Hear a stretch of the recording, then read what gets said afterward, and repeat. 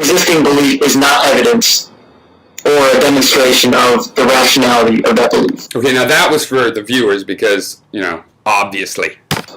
I'm not saying you're claiming that, but let's just get that on the table. If humans are predisposed to believe in, say, free will or anything, it's not evidence for the rationality of that belief. Right, move along. I would think it's uncontroversial, but I feel like that's sort of contributing premise. Maybe not. Though. But so here's my counter-argument. So what exactly are you trusting? Are you trusting your senses? I mean, obviously, when there's a convergence of human senses, like two people in the room, and if we see the same thing, we can expect there to be something there, a lamp or whatever we describe it as, because our senses evolved to do just that. Right, or didn't you make a video about intersubjectivity, which I thought that was good? Okay, we all have experiences of will. Scope out reality and interpret it in a way that's oversimplified, of course, but meaningful and useful. But you're not using your senses. You're not using your touch and your smell and your hearing. Okay, I'm going to stop. Remember? Sorry, I jumped ahead of myself, but yeah, I am. I have internal senses that sense ideas happening. I can sense my own train of thought. I can watch my own train of thought. I can feel hunger. I can feel thirst. These aren't touch or taste or sight or smell. Okay? But they're senses. And if they're not senses, then fine. You want to have a technical definition of senses that arbitrarily limits it to these traditional folk wisdoms, list of senses. They're still experiences and phenomena, and yeah, we sense them basically. Your sight. Now I left one out. Maybe I should be more with the taste. Okay. But you're not doing that. You're not tasting free will. What you're doing is you're talking about the details of your conscious experience and saying that those details of your conscious experience must, or most likely, map out to the reality of the brain's processing. No. You've just made a giant leap. For example, is it in this video or another where you go on to the fact that there's no organ in which the ego resides? There's still a phenomenon of ego. There was an error to anybody that assumed that meant that there was, a particular location in the brain, a physical organ responsible for the ego. But I never said that. I don't believe that. I don't believe that any more than I think there's a specific location in memory that has to run Microsoft Word. It could be loaded into any part of memory. But, it actually has not been proven that there isn't some organs playing a special role, so we don't really know. But I am a big fan on distributed systems, like the brain. I'm not going to repeat that, but you can just play it again, okay? You can just move it a little bit. The part that made me realize you did insult me. So, I'm still talking about the details of conscious experience, and, okay, so one detail of our conscious experience is, of course, we feel as though there is an I that has free will. On a similar subject with your other video, where you talked about a direct experience, and I said so in a comment, and then you asked me to watch your video. I was going to do that when I got around to it, but I'm not going to, because watch your own damn video. It was in there. Watch your own video. I watch my videos to see what I said. And directing and making decisions. Here are some other things that are details of our conscious experience. It's hard to deny. We feel as though there is an I, an ego. And so there is. There is the phenomena of the ego. There is. Now you're going to go on and make some other statements about assumptions other people have made about what that phenomena means. There's a phenomena, the sun rises in the morning. It's sitting there to be explained. The phenomena of the ego is sitting there to be explained. Now, I personally believe the ego is just a function of the brain, a part of us that takes responsibility for the rest. It claims to be responsible for everything, including things that it can't possibly control, including things we don't even mean to say it controls, like my ego reference there. My heart is beating. It's part of me, but obviously not in the conscious mind. But the conscious mind likes to, take that's its job, because we're billions of separate cells. If it's going to act as a cohesive whole, something has to pretend to be that cohesive whole. And and it has a good reason to, because it seems to tie all the parts together, which, is a pretty good basis for claiming to be the whole. Yeah, but you can't literally be the whole, can you? Which directs conscious activity. We feel as though the brain is representing the world around us.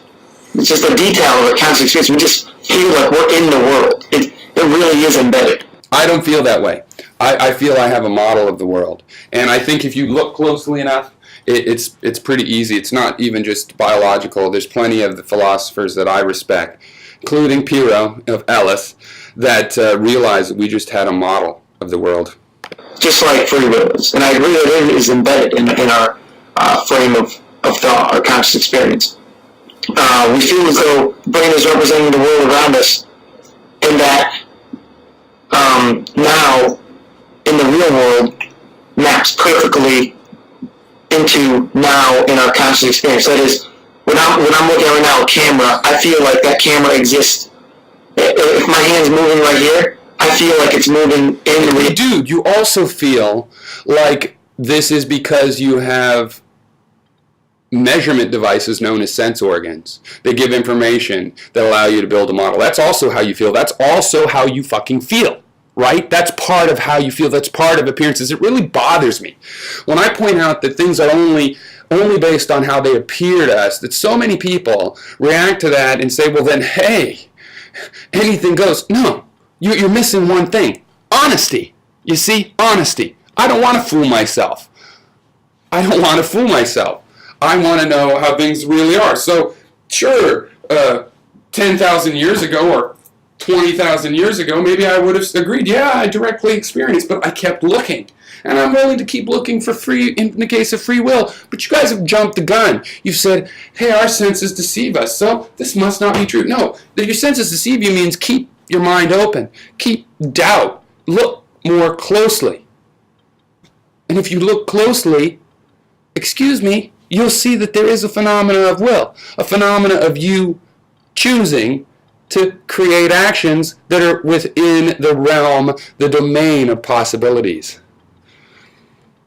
Reality, and in my mind, Let all this go.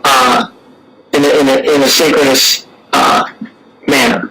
That's undeniable. We feel like, in other words, we feel like we're experiencing the present, the true present. That is just a detail of our conscious experience.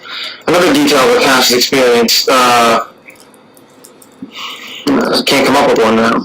So those are, I think I listed 3 or maybe 4, depending on how you count that. I feel the same as this morning. Let's go watch the. So those are some details. So according to you, we should believe all that. Because they're just details of our conscious experience, and sometimes there's evidence against them, sometimes not. Because details of our conscious experience, according to you, have some kind of privilege.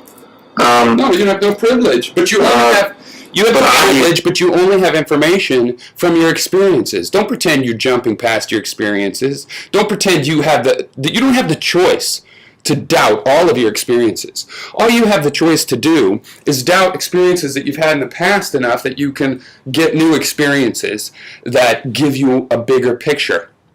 Like kind does not seem relative to me. Okay, I do not experience that directly.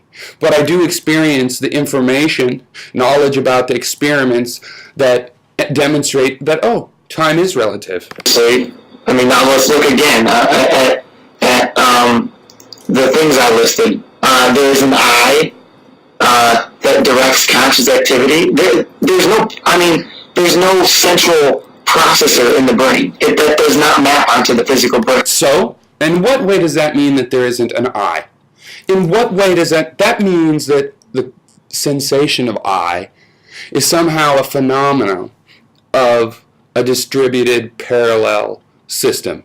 That's what that means. It doesn't mean it doesn't exist. You got to get your idea of existence more down pat, my friend. Okay, I believe in an embodied mind. The mind is a body. It's a physical thing. I don't say it's like a computer. No, computers are like the mind, but the mind is not like a computer. That's a one-directional thing. Why?